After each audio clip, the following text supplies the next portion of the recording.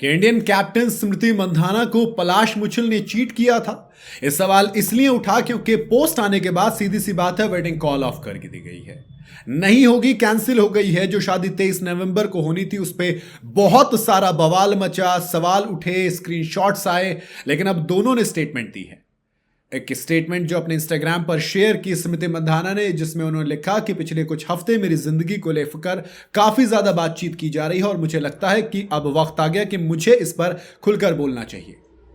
मंधाना ने कहा कि मैं बहुत ज्यादा प्राइवेट इंसान हूं और इसी तरह से रखना भी चाहती हूं अपने आप को, लेकिन मुझे यह साफ करना होगा कि अब शादी कैंसिल हो गई है और मैं इस मामले को इसी के साथ खत्म करना चाहती हूं और आपसे भी यही रिक्वेस्ट करती हूं। मैं आपसे रिक्वेस्ट करती हूं कि इस वक्त दोनों परिवारों की प्राइवेसी की रिस्पेक्ट करें और हमें अपनी स्पीड से आगे बढ़ने का वक्त दें, यह स्मृति मंधाना ने कहा। उधर पलाश मुछल ने भी सेम चीज ही कही है। उन्होंने तो यह भी कहा है कि मेरे खिलाफ रूमर्स उड़ाए गए, मेरे खिलाफ गलत बातें कही गई जो कि सच है भी नहीं, और मेरी टीम अब उनके खिलाफ डिफेमेशन करेगी, मानहानि करेगी। अब लोग कह रहे हैं कि ये तो हॉस्पिटल वाली बात थी, वो कहाँ गई, फिर स्क्रीनशॉट वाली बात कहाँ गई। तो सवाल ये कि आपने एंगेजमेंट कर ली थी, आपने हल्दी वगैरह सब हो गई, तो फिर वेडिंग कॉल ऑफ का मतलब क्या है? क्या वाकई में वो जो सच थी वो चीजें सच हैं?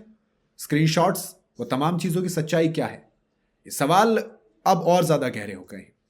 पलाश मुछल का बताता हूं। उन्होंने क्लियर कहा कि मैं अपनी लाइफ में अब आगे बढ़ने का फैसला ले चुका हूं और अब पर्सनल रिलेशनशिप से पीछे हट गया हूं।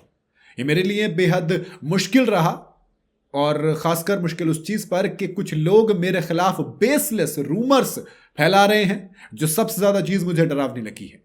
ये मेरी जिंदगी का सबसे मुश्किल वक्त है और मैं इससे डील करूंगा। मैं अपने यकीन, अपने उसूलों पर बिल्कुल उन्हीं पर चल रहा हूं। मेरा बिल्कुल ये उम्मीद है कि आप कई चीजें सीखते हो, है ना।